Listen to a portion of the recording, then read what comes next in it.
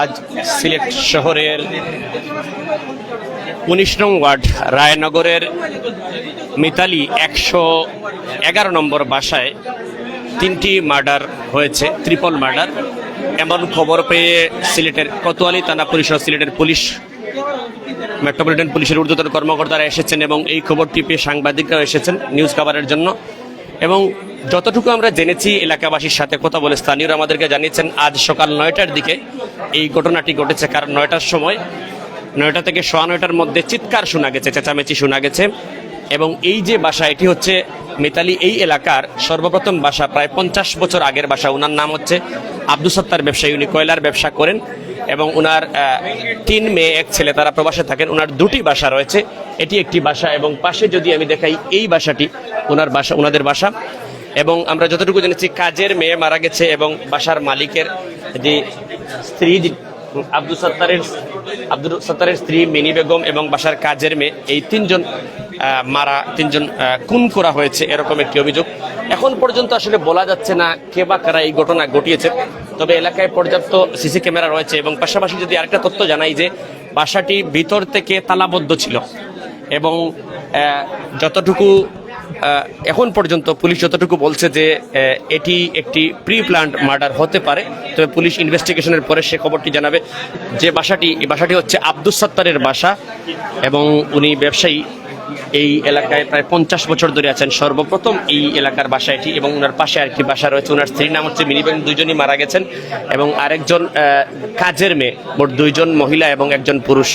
এবং সবচেয়ে বড় কথাটা হচ্ছে ওনার 4 সন্তান রয়েছেন, 3জন মেয়ে এবং 1জন ছেলে। ওনারা সকলেই প্রবাসে থাকেন। আমরা হঠাৎ করে শুনতে পাই যে আমার বাসা হচ্ছে 95, আমি মহানগর মহিলা দলের সাংগঠনিক সম্পাদিকা, 19 নং ওয়ার্ড, মহানগর কৃষক দলের মহিলা বিষয় সম্পাদিকা। তো হঠাৎ করে শুনতে পাই যে এই বাসায় রক্ত দেখা যাচ্ছে, দোতলায় বাড়িওয়ালা থাকে, ওনার সাথে কাজের মেয়ে থাকে, ওনার ওয়াইফ থাকে, রক্ত দেখা যাচ্ছে। কিসের রক্ত, কিভাবে কি হলো? প্রশাসন খবর দেওয়া হলো, প্রশাসন আসার পরে আমরা জানতে পারি যে বাড়িওয়ালা 3জনকে কাজের মেয়ে সহ জবাই করে রাখা হয়েছে। কে বা কারা করলে এটা তো আমরা বলতে পারবো না, কিন্তু এখন আমরা আতঙ্কিত। কখন হইলো ঘটনাটা? আমরা পার্শ্ববর্তী এলাকায় থাকি, আর উনি হচ্ছে এখানের প্রথম বসতি, এত পুরানা বসতি, উনাকে যদি এইভাবে করে যায় আমরা আতঙ্কিত। আমরা মানে বাংলাদেশের নাগরিকরা এখন কিভাবে কি করব আমরা কিছু বুঝতে পারতেছি না।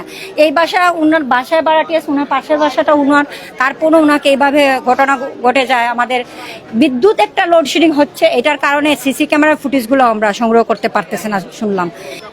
আসলে আমরা অত্যন্ত মর্মাহত যে একসাথে 3টা মার্ডার। সিলেট বোধহয় এই সাইডে আসলে কোনোদিন ঘটে নাই, এইটাই প্রথম। এর জন্য আসলে আমরা গোটা সিলেটবাসী মর্মাহত। দেশের আইন শৃঙ্খলা কি অবস্থা আছে এইটারই এটা একটা প্রমাণ। আজকে রাস্তাঘাটে লাশ পাওয়া যায়, বিভিন্ন জায়গায় লাশ পাওয়া যায়, এটারই প্রমাণ। তো সিলেট আসলে কোনোদিন এই ধরনের ঘটনাটা ঘটে না।